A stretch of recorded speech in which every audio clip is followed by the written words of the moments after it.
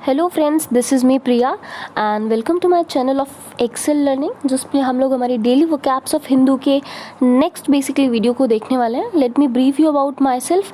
ठीक है, मेरा नाम प्रिया है और मैं एक एजुकेटर हूँ अन अकेडमी पे, जिसमें आपको बहुत सारी डेली क्लासेस देखने को मिल जाएंगी अन अकेडमी पे। डेली हिंदू एनालिसिस आपकी होती है, NCERT समरीज आपको मिल जाएंगी, इंपॉर्टेंट करंट प्लेसेस जो आपकी न्यूज़ में होते हैं, weekly quizzes, important static part. ठीक है, तो ये सारे के सारे बेसिक आपके आपको जो कोर्सेज है वो देखने को मिल जाएंगे अन अकेडमी पे बाय मी, और ये लाइव होते हैं। तो अगर आप चाहते हैं तो लाइव इसको ज्वाइन कर सकते हैं, जिसमें आपको अगर कोई डाउट हो रहा है तो आप लाइव क्लासेस में पूछ भी सकते हैं, वो वहाँ पर क्लियर भी किए जा सकते हैं। So this is basically it. ये मेरा प्रोफाइल है, जिसको आप अन अकेडमी पे चाहते हैं तो ज्वाइन करके विजिट कर सकते हैं। I teach in UPSC CSE category.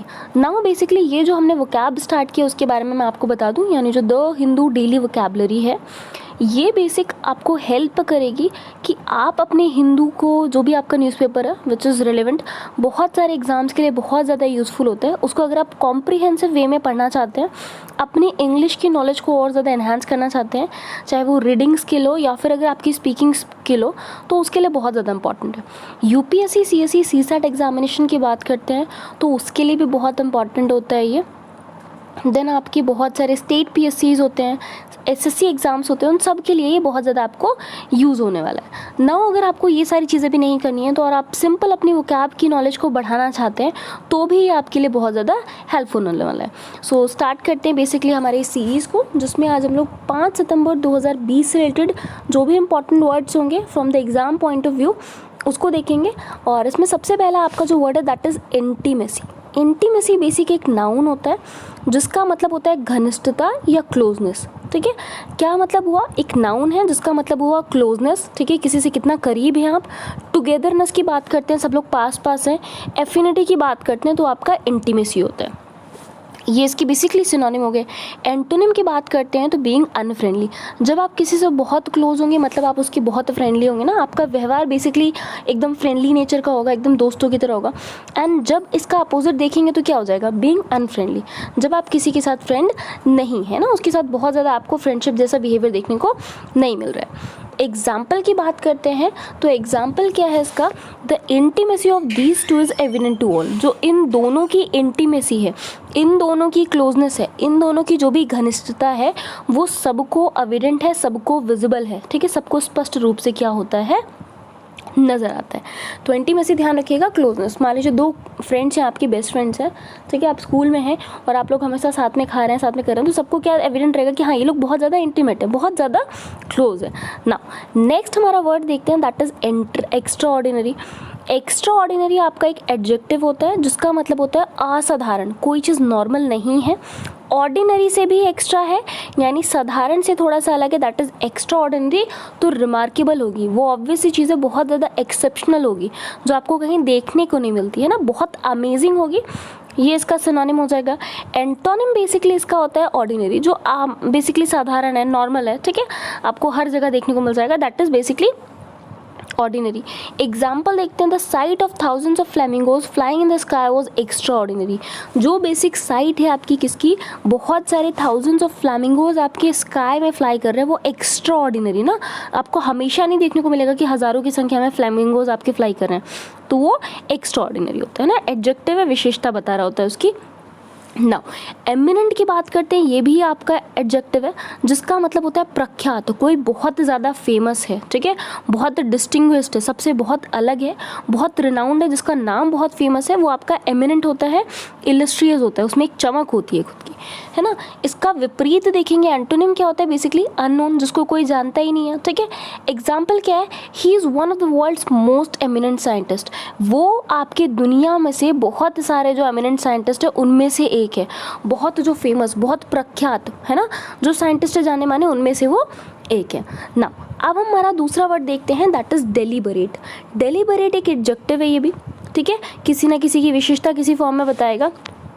ठीक, इसका मतलब होता है सविचार, इंटेंशनल। मतलब जब आप कोई चीज़ जानबूझ के कर रहे हैं, सोच समझ के कोई साजिश अगर आप कर रहे हैं तो आपकी क्या हो जाएगा? वो डेलिबरेटली आप वो काम कर रहे हैं, सविचार, विचार के साथ में। कैलकुलेशन करके ना सारी चीज़ आपने एक तो ना जोड़ घटा के देखे कॉन्शियस में होके, ठीक, खुद के बेसिकली कॉन्शियस में होके, ये बेसिक अगर आप करेंगे तो आपका क्या होता है डेलिबरेट। ना उसका एंटोनिम देखेंगे तो उसका मतलब होता है एक्सीडेंटल, कोई चीज़ अचानक हो गई तो उसका एंटोनिम यानी अपोजिट हो जाएगा। एग्जाम्पल क्या है इसका, a deliberate attempt was to provoke conflict. एक बेसिकली अगर आप देखेंगे तो आपको क्या देखने को मिल रहा है, डेलिबरेट, जानबूझ के अटेम्प्ट किया गया, कोशिश की गई है, ठीक है, प्रयास किया गया ताकि आप कॉन्फ्लिक्ट को बेसिकली प्रोवोक कर सकें, किसी के बीच में झगड़ा है उसको आप बेसिकली उकसा सकें, है ना, प्रोवोक कर सकें, इंड्यूस कर सकें, ये बेसिक आपका हो जाएगा डेलिबरेट। नाउ नेक्स्ट वर्ड देखते हैं, दैट इज स्पर।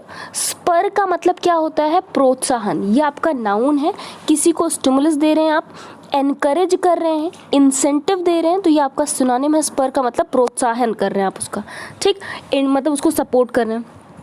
इसका एंटोनिम क्या देखेंगे, एक तरफ आपको सपोर्ट कर रहे हैं किसी को, दूसरी तरफ आप उसको सपोर्ट नहीं कर रहे, उसके जस्ट अपोजिट है ना, डिसइंसेंटिव कर रहे हैं, इंसेंटिवाइज कर रहे हैं, मतलब उसकी सहायता आप नहीं कर रहे हैं। एग्जाम्पल क्या हो गया, wars act as a spur to practical invention. अगर आप देखेंगे जो भी आपकी वॉर होती है वो कहीं ना कहीं एक प्रोत्साहन का काम करती है प्रैक्टिकल इन्वेंशन के लिए, ठीक। सो ये आपका स्पर का मतलब हो गया। अब हम आते हैं हमारे दूसरे वर्ड पे जिसका मतलब होता है सस्टेनेबल, है ना, आपने सुना होगा बहुत सारे सस्टेनेबल डेवलपमेंट गोल्स आते हैं ना, SDGs के बारे में आपने सुना होगा कि पर्यावरण की बचत करते हुए हमें सारी चीज़ों को बचाना है, अभी भी यूज़ करना है, फ्यूचर जनरेशन के लिए भी बचाना है।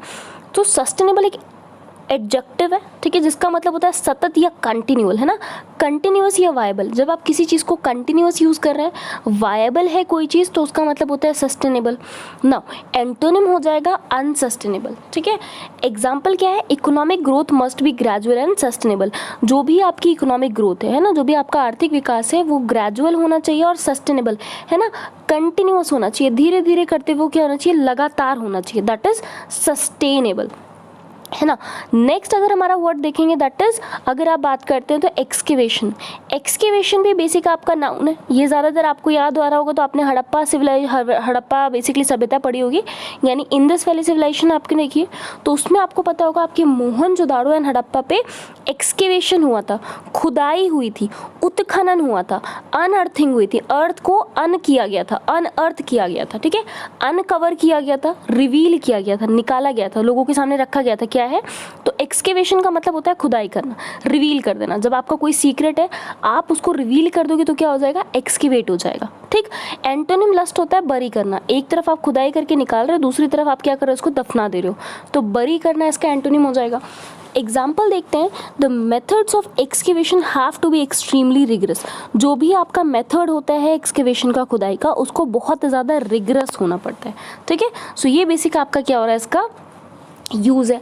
नाउ नेक्स्ट वर्ड पे आते हैं, दैट इज डिनाई। डिनाई एक वर्ब है, क्रिया का काम करती है एक तरीके से, जिसका मतलब होता है अस्वीकार करना, रिफ्यूज़ करना, किसी चीज़ को मना कर देना, ठीक है, टर्न डाउन कर देना या रिजेक्ट कर देना कि नहीं करना है मुझे, है ना। सो अस्वीकार करना, रिफ्यूज़ करना, रिजेक्ट करना, ये बेसिकली आपका सिनोनिम है किस चीज़ का, डिनाई का। एंटोनिम क्या होता है, एक में आप मना कर रहे हैं, दूसरे में आप स्वीकार कर ले रहे हैं, एक्सेप्ट कर ले रहे हैं, ठीक है। सो आप एक्सेप्ट कर रहे हैं, वो बेसिकली इसका एंटोनिम हो जाएगा। एग्जाम्पल देखते हैं, the inquiry was denied access to intelligence sources. जो भी आपकी इंक्वायरी थी, ठीक है, बेसिकली ही डिनाइड, इंक्वायरी ने डिनाई कर दिया आपका एक्सेस इंटेलिजेंस सोर्सेज को, है ना, इंटेलिजेंस जो भी सोर्सेज थे उसको क्या कर दिया गया, पूरी तरीके से अस्वीकार कर दिया गया। अब आते हैं हमारे दूसरे इंपॉर्टेंट वर्ड पे, दैट इज अकाउंटेबिलिटी, है ना। अकाउंटेबिलिटी आपका एक नाउन होता है, इसका मतलब होता है जवाबदेही, यानी आपकी रिस्पॉन्सिबिलिटी हो जाती है, आपकी जिम्मेदारी हो जाती है, लायबल हो जाते हैं आप किसी चीज़ के लिए।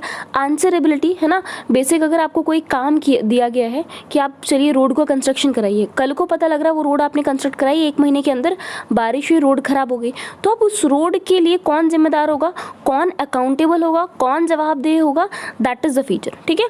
आपको आंसर करना पड़ेगा कि क्या था, क्या खराबी थी, तो जो भी उसके लिए बेसिकली क्या हो जाता है, एक बेसिक तरीके से नाउन की तरह काम करेगा, दैट इज अकाउंटेबिलिटी, है ना। जिसने उसको कंस्ट्रक्ट कराया ये उसकी अकाउंटेबिलिटी बन जाती है कि ये रोड आपकी सही रहे, ठीक है, ये उसकी बेसिकली आंसरेबिलिटी बन जाती है कि क्यों खराब हो गई, वो सारी चीज़ें वो बताए ना। एंटोनिम होता है इररिस्पॉन्सिबिलिटी, कि आपकी कोई जिम्मेदारी ही नहीं है, ठीक, वो उसका एंटोनिम हो जाएगा। एग्जाम्पल देखते हैं इसका, lack of accountability has corroded public respect for political leaders.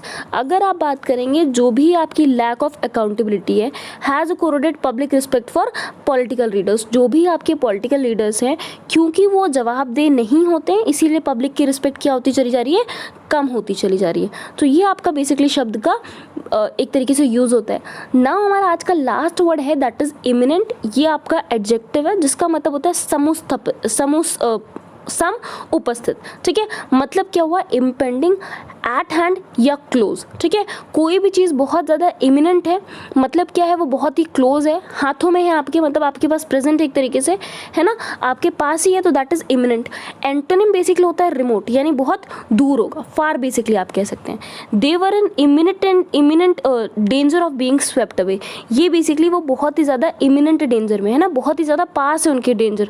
सम उपस्थित यानी उनके साथ में ही खतरा मंडरा रहा है ना, उनके सर पे जो खतरा मंडराना होता है that is basically imminent danger. तो इमिनेंट का मतलब होता है जब आपके पास कोई चीज़ साथ में ही प्रेजेंट रहती है, आपके हाथों में होती है, बहुत ही पास रहती है, तो उसको बोलते हैं imminent. So this was basically, अगर बात करते हैं तो 5 सितंबर से लेके जितने भी आपके इंपॉर्टेंट वर्ड्स हो सकते हैं फॉर वेरियस एग्जामिनेशंस वो हमने देख लिए हैं, उनके एंटोनिम उनके सिनोनिम के साथ में, ठीक, एंड एग्जाम्पल्स के साथ में, ताकि आपको याद रहे। तो अगर आपको मेरा चैनल अच्छा लग रहा है एक्सेल लर्निंग, सो चैनल को लाइक शेयर और सब्सक्राइब ज़रूर करिएगा। ठीक, ये मेरा प्रोफाइल है अनअकैडमी पे, जिसको आप विजिट करके वहाँ पर लाइव क्लासेस ले सकते हैं, आपके डाउट्स को क्लियर कर सकते हैं। So thank you everyone, do subscribe the channel of Excel Learning. Thank you.